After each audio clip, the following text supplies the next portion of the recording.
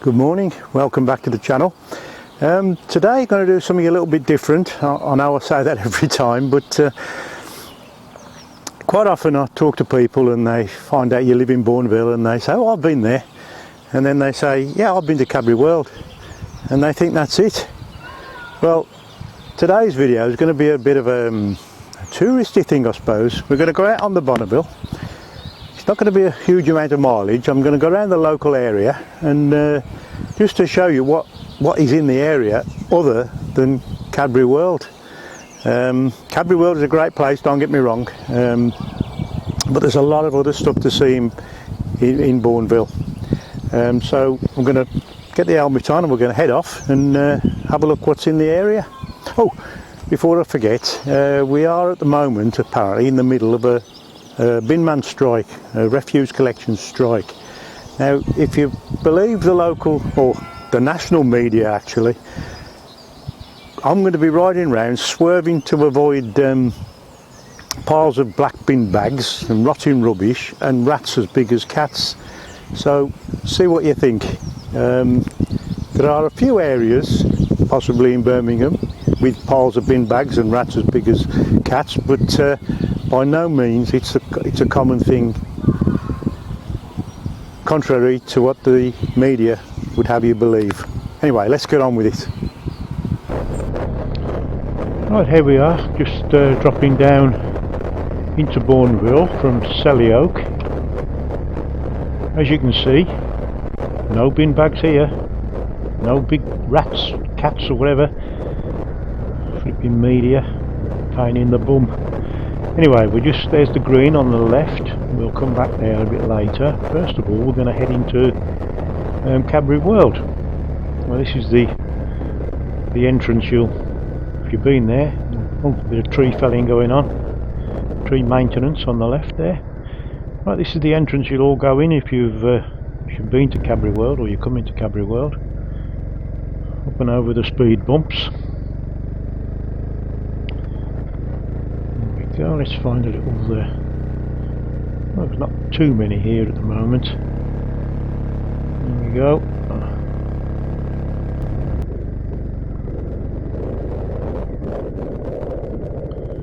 There's some spaces. We'll just pull in there. That'll do nicely. Turn off the engine.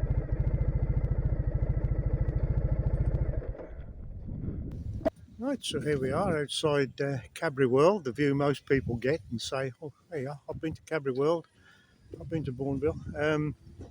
Opened in 1990 as it stands now. It's now operated by Merlin Entertainments, who own Madame Tussauds, Legoland, Alton Towers, etc. I must be honest, I've not been in for many, many years. Before this was opened in 1990, you could do a proper factory tour, but that's long since stopped now, probably down to health and safety. As you can see, the car park's filling up. It's about 10 o'clock on a Sunday morning. People have got the tickets and here they are.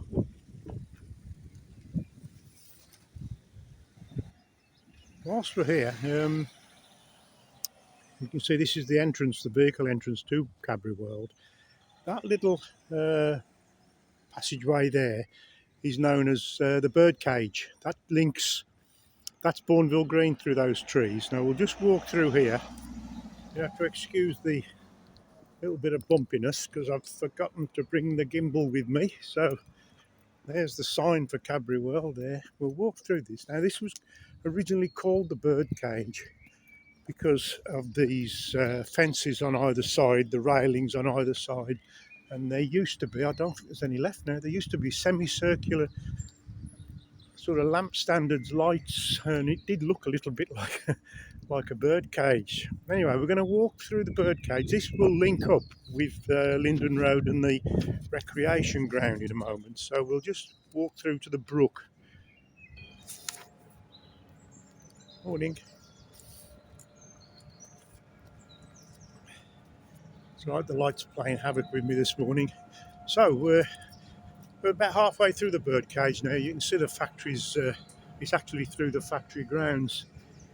it always amazes me that these factories, they weren't built with they weren't factory blocks weren't built with breeze block and steel. They were built with bricks. There must be literally millions of bricks in these factory blocks. But anyway, we're heading round now towards the recreation ground, and in a moment we'll come to Bourneville. As you can see, it's quite well used. It's a public rights of way through here. So anyway, here we are at Bourneville. Many years ago, it was known as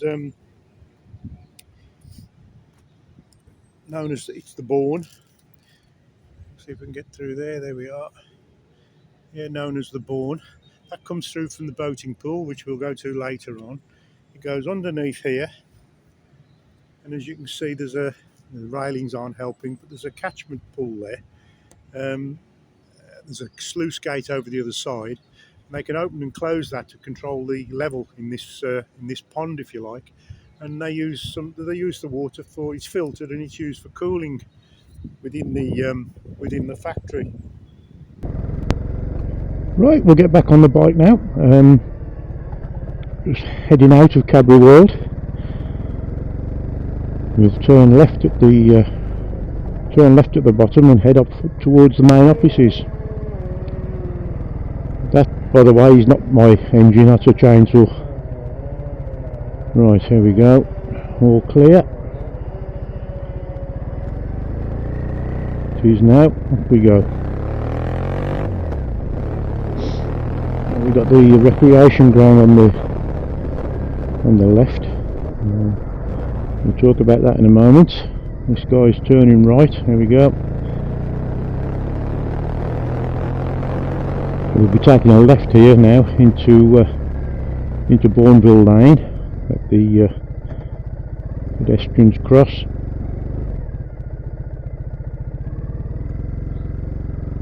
There we go. Right, take a left now. We're going past the recreation ground, and the recreation ground pavilion's coming up on the left. There it is. Now we've got the main offices. Right, I can see a spot there on the right to park. It's always heavily parked during the week along here. So I think we'll do a bit of a U-turn here and try and get parked on the end there.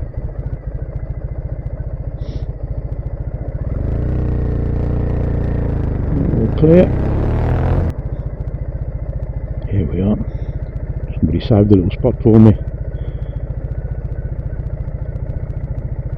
Right, let's do a bit of talk about this little area.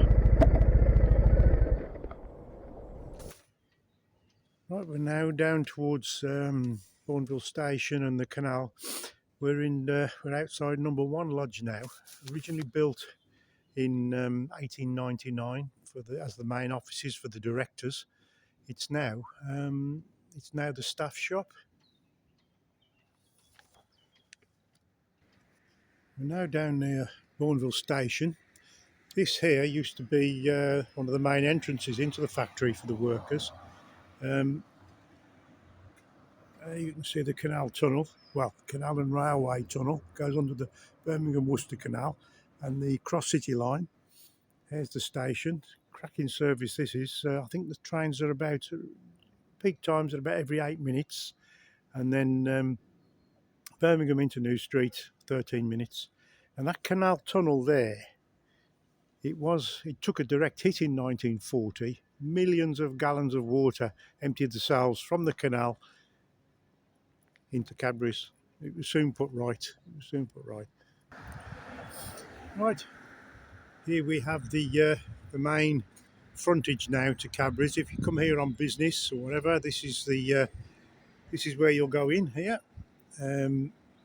This was modified. It was modified, I don't know, 15 time plays tricks with you at my age. 15, 20 years ago, it was very much that sort of style, and then they modified the centre part. Big lorry going past. They modified the centre part. God knows why, I don't know. Anyway, right, this is the birdcage walk from Bourneville Lane. Those buildings there used to be when my wife worked here, they were the dining halls for the staff. Anyway, this is the recreation ground, as you can see. It's huge, absolutely huge. Laid out in 1896. It's cricket, bowls, football, hockey. Well, not hockey anymore. I'll come to that in a moment. But we'll go further down now. And right here we have the pavilion. Dominates the scene of the recreation ground. As I say, the recreation ground was laid out in 1896, and this pavilion was built in 1902. There's changing rooms in there. I think there's a gym in there at the moment. As you can see, I think there's a balcony there for people that want to spectate and stuff. But again, it's a look. There's the factory there. You see the factory going all the way around there. You can just see the carillon popping up above the trees there. We'll go down there now. There's the bowling hut. There's the scorekeeper's hut down there for the cricket. And the cricket has just ceased here, actually. 142 years they've been playing cricket here. I know the groundsmen have all protected that cricket. The cricket square is obviously in the middle there. They've protected that with their lives over the years. There's even been county matches here years ago. I believe Edgbaston Cricket Ground was being redeveloped. I can't remember the dates, but it was way, way back, and they played some England test matches here. Right, we're down here in the corner of the recreation field, and this was the Bourneville Crown Green Bowling headquarters or club. I say was because last year they moved to Maryvale Road. Not sure why. Maybe somebody will be able to tell me in the comments, but you can see this half timbered or full timbered little hut building, pavilion, whatever you want to call it. It was beautiful in the summer. You could come and sit out here and watch the bowling if you wanted. Now I've moved up onto the little embankment now. Now this little area here, just in front of the embankment around here, used to be where they played the men's and women's hockey for the Cadbury's teams. They've moved many years ago. I think hockey now it isn't played on grass; it's played on 3D pitches, water-based pitches. And Bourneville or Cadbury Hockey Club moved to Birmingham University, and on the Bristol Road. But I do remember back in 1994, Villa. I'm a Villa supporter, by the way. Got to the League Cup final against Manchester United. And Ron Atkinson, who was the manager at the time, whether it was a publicity stunt, I do not know, but he brought the Villa team here to play on the hockey pitch, which was the hockey pitch, to train on the hockey pitch, because he claimed it was the nearest thing you'd get to Wembley turf. That's a testament to the groundsman here. I'm sure you can see it's perfectly flat. I mean, usually this is a Sunday morning. Usually there's football, Sunday League football, but it's actually Easter Sunday at the moment. So I'm assuming that's why they're not playing. But yeah, Ron Atkinson came here, and the school, which is just the junior infant school, just down there on the Linden Road. All the kids came up and watched the training sessions and got their autographs.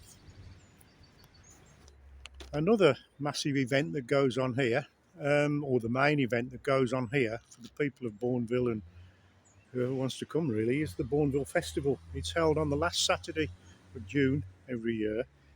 It began in 1902 to celebrate the coronation of Edward VII. It's a traditional village fete, but bigger. There's a massive fairground in this sort of area here. There's over at the back there are produce tents, there are stalls and scout huts and food and stuff all around here. The main arena down there in front of the pavilion, there's the pavilion there. The main area there in front of the pavilion is the main parade ring where they have the traditional maypole every year. In fact, they start training for that. I think it's about March time. They're well into the training now.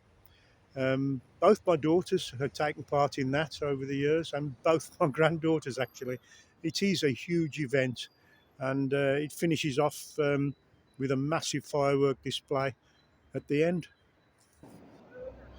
We're back here on Bourneville Lane now. There's the pavilion there. We're at pavement level. The recreation ground is down there. Now, years and years ago, there used to be a footbridge going across Bourneville Lane here. There was another massive lorry going past, deliveries to Cadbury. Anyway, behind there is the girls' recreation ground, and the footbridge I just mentioned linked them. Now, really, it's a bit of a secret garden. It's obviously no longer a girls' recreation ground. You've got to remember this was Victorian times, and they had certain standards. And sometimes I think we should go back to some of those. But anyway, I'll take you now into the girls' recreation ground, or what's left of it. Right, as you can see, we're back opposite the main buildings here. This is the little, again, you'll have to excuse the jumpiness of this. I forgot the gimbal. So here we go. And here it is, like a secret garden. Not many people, certainly a lot of the locals know about it, but this was originally a pagoda here. It was meant for, I don't know, the ladies could come here, ladies could come here and relax. It's a beautiful setting, mainly used by dog walkers now and locals. It is maintained still, as you can see, otherwise it would be completely overgrown. But towards the end there, we'll have a walk up in a minute, right up the end there was a lily pond, which is still in evidence. But to say, it is maintained, and it's a beautiful setting. I quite often come round here with my granddaughter when we come for a walk around here. There's the original pagoda. I'll show you where I think the footbridge, which is over there, where it came in. Now you can see that little pathway comes. That's what I've just walked through there. That little pathway, sort of a dead end there. That footbridge that I mentioned over Bourneville Lane, which is over there, could have come in there, or I think is more likely. We'll just walk along here a little bit.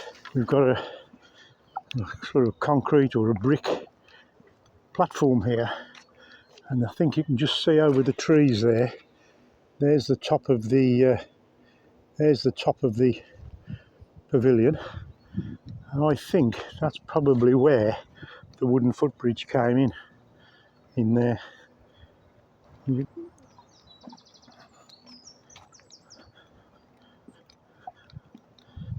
There it is, and in disrepair now, as obviously.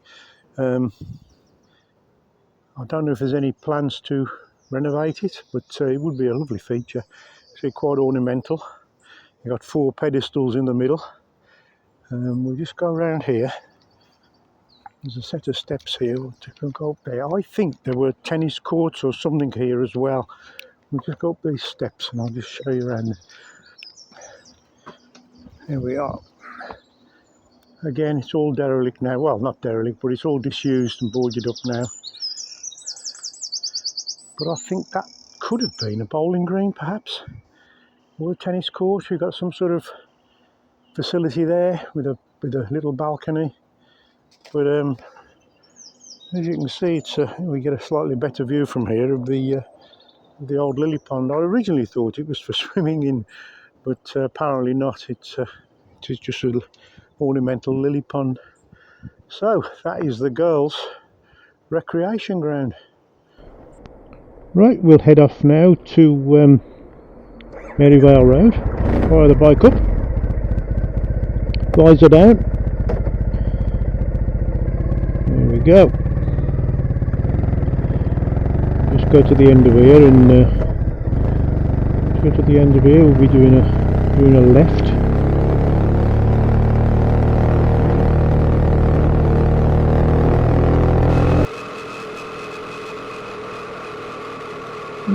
come to the junction. Do a left here. Now we're going to be heading up more or less to the what you call the outer edge of Bourneville now. If we carry on this road, we'd end up at Potteridge. So this is really the outer. I'm just nipping up here to look at the almshouses. Very interesting. There we go. Left here onto Maryvale Road. Oh, we'll just park up here. That'll do nicely. Here we go.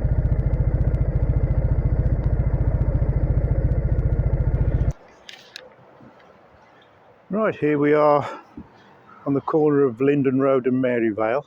We have the Bourneville almshouses, opened in 1899. They were an alternative to the workhouse back in the day. I mean, not now obviously, but you can see there through there, they're also known as the quadrangle. See a lovely frontage to the quadrangle there. Just a glimpse through the gate there, you can see the inside. It now provides 33 independent little bungalows for the people who live here. Whilst we're up here at the corner of Linden Road and Maryvale, I'd just like to mention there's another little block of shops here. There's a little coffee shop there, a hair salon. Swinging round here. Here on the other side of the road we have the Clean Kilo. Bring your own bags, take your own fruit and veg home. Next to him, and I've got to mention Rossiter's because he's one of my loyal subscribers. Birmingham's first organic butcher, been here for over 40 years, and I've been using him for over 40 years. First class meat, cooked meat, fresh meat, whatever you want. Friendly staff, that's all I can say really. So this is just another little shopping area. Right, we're back on the bike. I think we'll do fire it up. I think we'll do a bit of a U-turn here and head back down Linden Road towards the green. A little bit of manoeuvring to do. There we go. Right, now we're going to do a right here. Back down Linden Road. Let's see what that's all clear apart from that white car. What's he going to do? Yeah, let him go first. There we go. Right, head off down the hill now. Back into Bourneville and onto the green.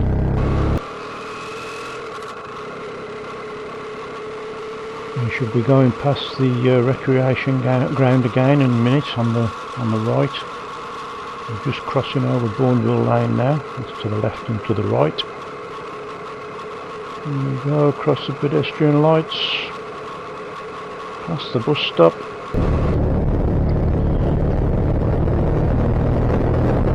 Recreation ground on the right again. There's the little bowling pavilion. Bourneville Park to the left. Crossing over Bournebrook. There's Bourneville Parish Church on the right, built in 1913. There's the Carillon. I'll come to that in a moment. Junior school with the Carillon on the top. Now here we are onto the green. Oh, the delivery going on there. Look out for it. There we are. We're just pulling here by the Art College. There we are. Been lucky with parking spots today. Job done. Here we are on Bourneville Green. I suppose you would call it the centre of the village. Got the rest house there and the shops. Seeing as we've parked outside of it, we'll start with the Bourneville College of Art, as it was originally known. First public building in Bourneville, founded in the early 1900s.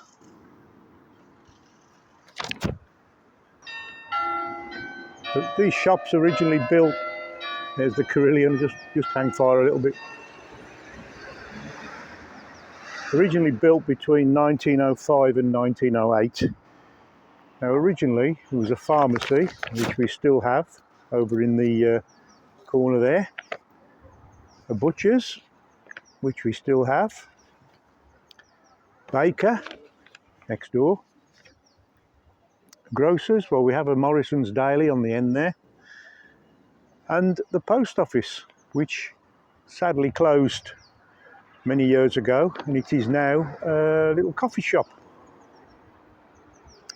Now the bank, there's also a Lloyd's Bank there on the corner. There's the entrance to the bird cage, just across there. The bank, as I say, was a Lloyd's Bank. Again, that closed some years ago, and it's now the Bourneville, the Cadbury Dental Practice.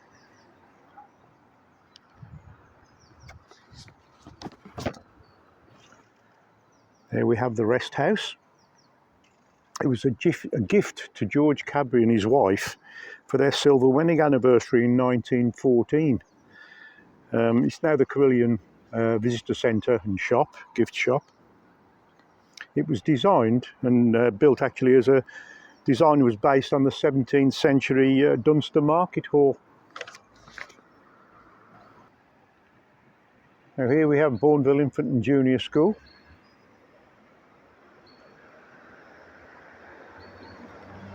Gift by George Cadbury to the village.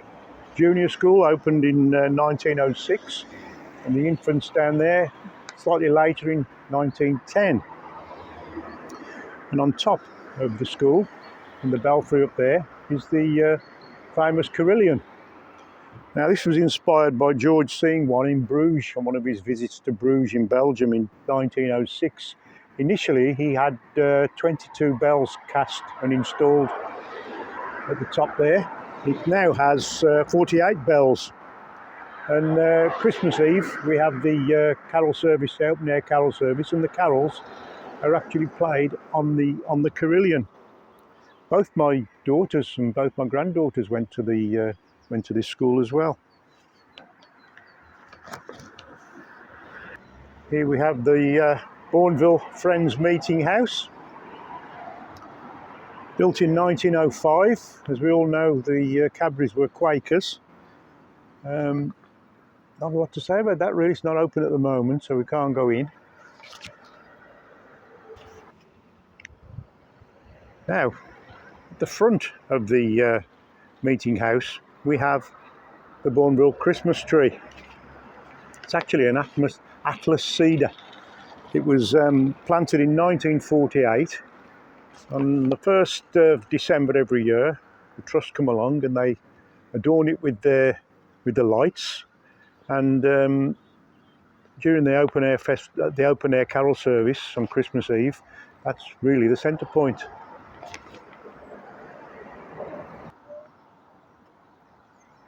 Here on the corner of Maple Road and Sycamore Road, we have Selly Manor. First references to this building actually were in 1476. It was originally in Selly Oak.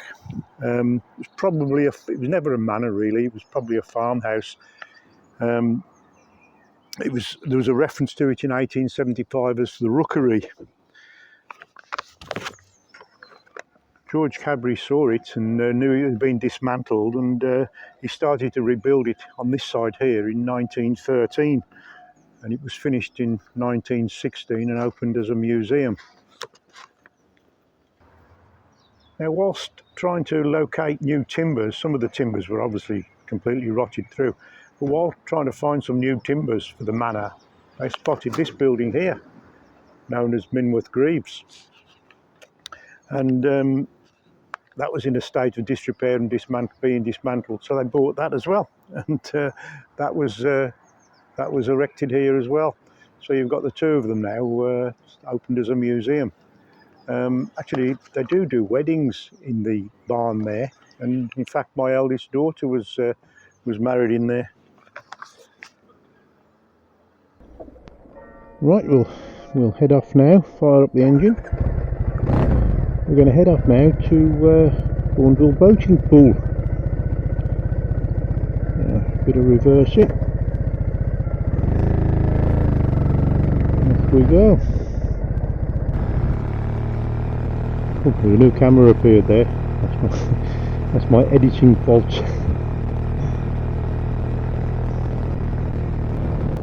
There you go, it's gone again. Right, we're heading off now. You can see the boat, well you can't see it, but it's on the right hand side. We'll just round the corner, and here we go. Down the little access, you can see the boathouse on the right, the members' boathouse. We'll just see if we can park in front of that if we can. Yeah, there's nobody here today by the look of it. It's mainly Sunday mornings for sailing boats, afternoon power boats, and also on Tuesdays is club day.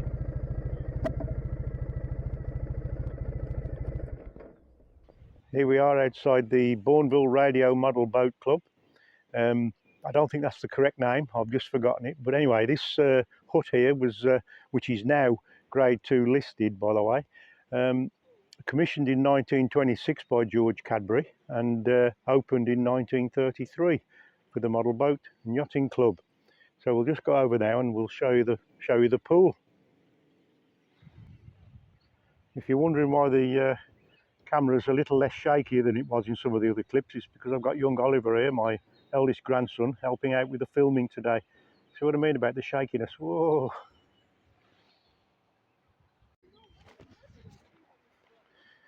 So there we can see the boat. There we can see the boating pool hut, or the clubhouse if you like. This pond was built on marshland originally, known as Valley Pool originally. We've got sailing boats and we've got power boats, which are actually now electric. They've banned the little petrol engines, which is a shame, but there we go. We're coming round now. You can just see by the life belt there, little metal grid. That's where the Bourne Brook feeds the pond, and it goes out at the other end. Okay. Here we can see the brook, Bourne Brook, pops up all the way through Bourneville. As I said, it feeds the pond and then back out the other side. Eventually, it goes down to Cannonall Park and joins the River Ray. Right, we're back on the bike. Young Oliver's getting a lift off his nana. He's going to meet me at Rowheath, which is our next little port of call on our whirlwind tour.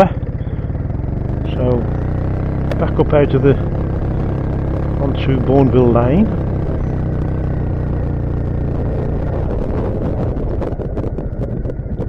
We'll take a left here, head back up towards Maryvale Road.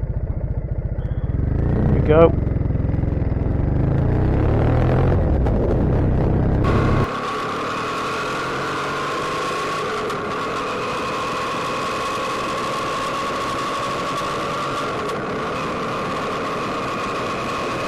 Blossom on the trees this time of year, isn't it? Yeah. End of April, beginning of May. All the leaves aren't on the trees yet, but right, here we are, back onto Maryvale. We're just going to Maryvale to the left, Heath Road to the right. Wait for the traffic to go. There we go. Around the mini island, over the mini island. Now head down to Rowheath. It's not far down here.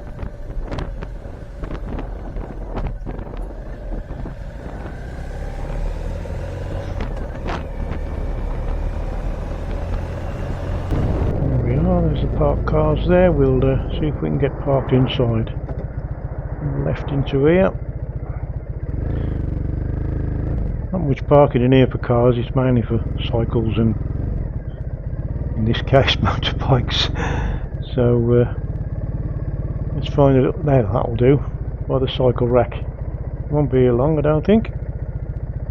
There we go. That'll do. Engine off.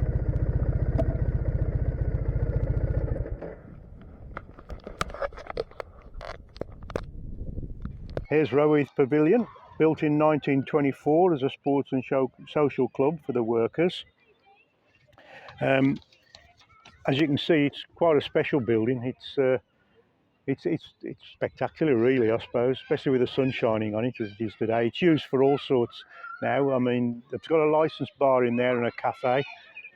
Also, it's used daily for Pilates lessons, yoga, meeting rooms, whatever. It's a really special building. Here we can see the boating and fishing lake as it was originally laid out. There's no boating now. It's just a fishing lake now. It's well used though. There's plenty of little landing stages for the fishermen. But as you can see, it's the little islands in the middle are for the wildlife. Quite regularly see the herons sitting on those, waiting for their breakfast or lunch.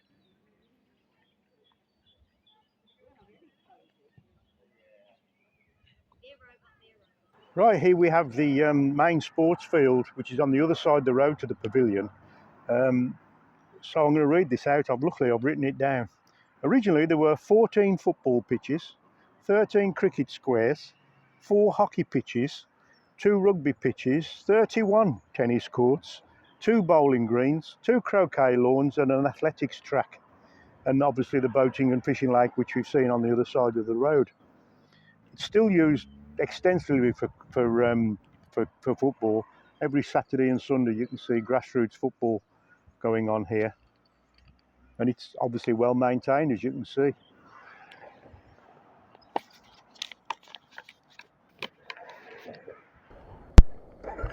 Right, we're going to head off again now.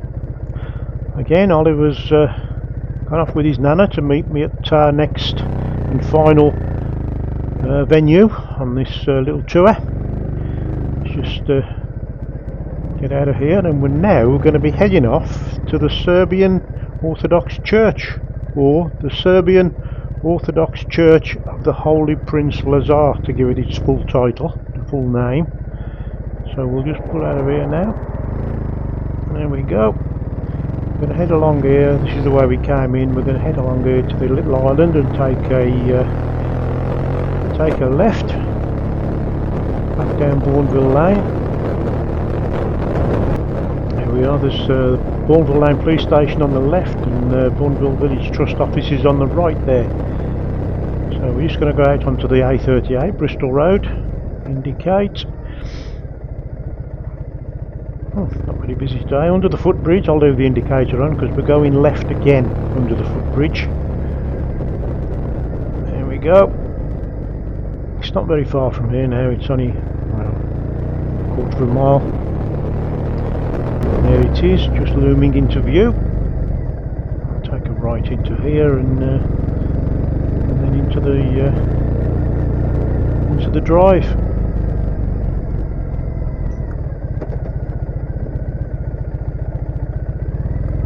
This features quite heavily on the Heritage Trail when they do that once every year on the Bourneville Heritage Trail. In fact, I think all the features I've showed you up to now have been featured on there normally. Obviously, they do it a lot better than I do. Anyway, we're here now. Let's just get parked up.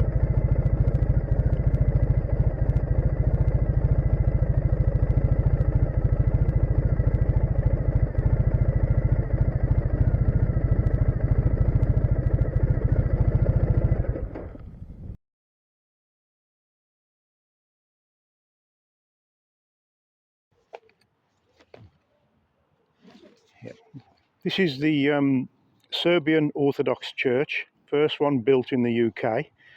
The land for it, for the site, was purchased from George Cadbury, as they say, at a favourable price, whatever that means. But anyway, the foundation stone was laid in 1965 and the church was consecrated in 1968. Apparently the inside of the church is something to behold. It's not open today, so we can't really go in, but it's well worth a visit if you're in the area. Right, we're just going to head off now back to Bourneville Park, and I will say my goodbyes, as they say. See you there.